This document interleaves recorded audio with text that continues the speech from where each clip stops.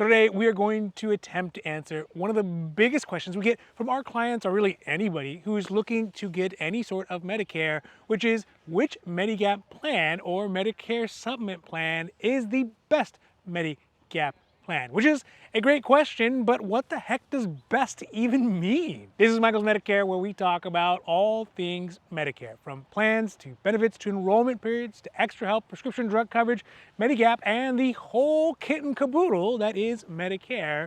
But before we get to it, please don't forget to like and subscribe, because it does really help our channel to grow, but also because it'll keep you up to date about the newest Medicare changes, the newest Medicare options, and ways to make more better informed Medicare decisions. All right, here we go. Okay, so today let's start off with a brief crash course of what is a Medicare Supplement or a Medigap plan, how they work, why everybody asks about them, and then what makes one better than the other. First things first, the raison d'etre for Medigap plans is primarily because of the things that Medicare doesn't cover. Medicare is the main health coverage program in the United States for folks over the age of 65 years old, or maybe who are retired, or folks who are under that age and who are also disabled. Original Medicare is divided into two parts, Medicare Part A and Medicare Part B.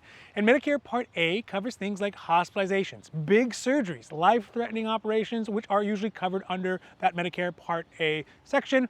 But for a vast majority of Americans on Medicare, or Medicareans that is, they do not have a monthly cost or premium for that Part A Medicare, because it was already paid into via a payroll tax that we all pay that comes out of our paychecks every single month. In fact, it's the reason why there's a 1.45% difference in how much we get paid versus how much we actually put in our pocket every month. So if someone has paid into the tax for at least 10 years or 40 quarters during their working lifespan, then there's not going to be that Medicare Part A portion cost. The other half of original Medicare is Medicare Part B. This covers daily healthcare services, things like doctor's visits, lab work, x-rays, and specialist visits. Additionally, and important to the question of which Medigap is the best Medigap, Medicare Part B has a monthly premium that everyone has to pay regardless of how much time they've worked, of $174.70 a month in 2024. Now, all that being said, Medicare is an amazing program. Probably really one of the best programs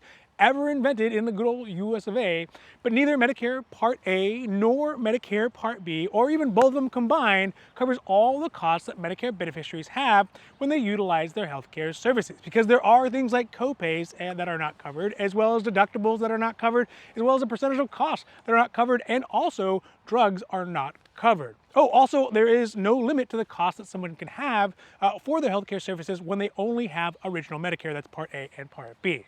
Whew, all right, so that is where we get to the value of a Medigap or Medicare Supplement plan.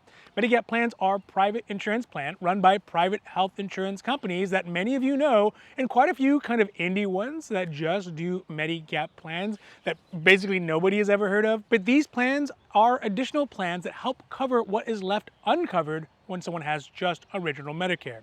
Or rather, they pay for the gaps that are left in original Medicare. Get it? Medigap. So to wrap our heads around this in practice, let's take a look at one of the most popular Medigap plans in 2024 and see how it fills in those gaps in Medicare. Also, keep in mind that Medigap plans have letters. So there's Plan G, Plan F, Plan B, etc., but they are all cookie cutter types. So one Plan G with any company is exactly the same as another Plan G with any other company. Plan G is a Plan G is a Plan G. So these plans do not change from one company to another, I guess is what I'm getting at. Looking at a Plan G from 2024, we can see that it's laid out with regard to what is covered under Medicare Part A and what is covered under Medicare Part B. We can see the portion of what Medicare pays if someone has usage under the Medicare Part A covered services, and for the first 60 days of hospitalization, Medicare will pay everything except for $1,632, or what is sort of the Medicare Part A deductible.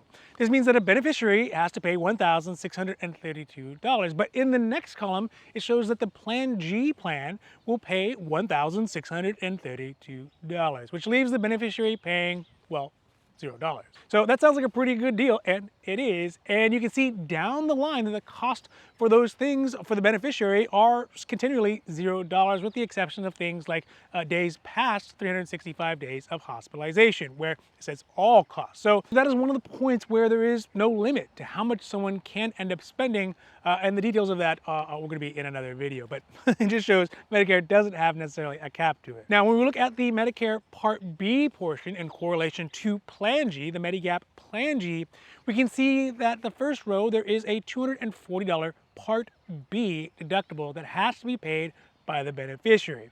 But after that, the generally 80% that is covered by Medicare Part B is covered by Medicare Part B, and then the generally 20% that is covered by the individual is actually to be covered by the Medigap plan, which leaves the beneficiary generally paying 0% and on down the line. So real quick, let's compare that Plan G to a Plan A, one of the most basic plans available on Medigap, where we can see that for Part A services, the Medicare beneficiary will pay that full Part A deductible, the $1,632, that would have been paid under the Plan G. And for Medicare Part B portion, they're still going to pay that Medicare Part B deductible of $240. So the biggest difference in the case between these two in 2024 is going to be that if someone has a Plan G, they won't have to pay the Part A deductible. If they have a Plan A, then they might have to.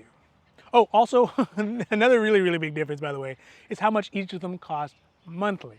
So with those comparisons as far as what the actual benefits are out of the way, let's talk about the difference in the cost for Plan A and Plan G, because one of the biggest difference is going to be the price. And the price is going to be a big factor because, well, obviously it has an effect on somebody's budget, but also because it's important to consider, especially under Medigap, is that a person must continue to be enrolled in Medicare Part A and Medicare Part B. So everyone is automatically already going to be paying that $174.70 a month for Medicare Part B right there. And then they're going to pay on top of that the cost for a Medigap or Medicare Supplement plan. Also, neither Medicare Part A nor Medicare Part B are going to cover any of those prescription drug coverages, meaning that somebody would also need to have a Medicare Part D plan or a prescription drug plan to get those covered too.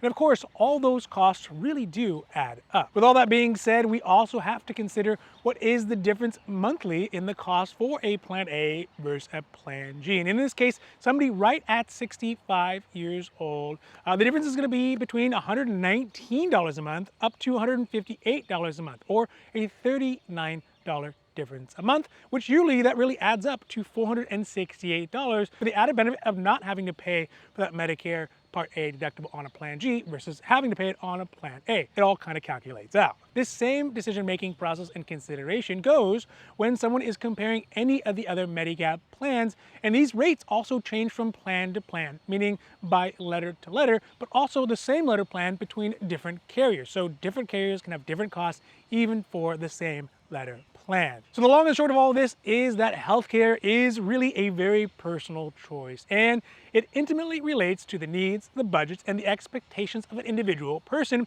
And when the conversation of MedSup comes up, I think a lot of people want this kind of very blanket statement that covers all the bases and applies universally to everybody, but the thing is, there just isn't one.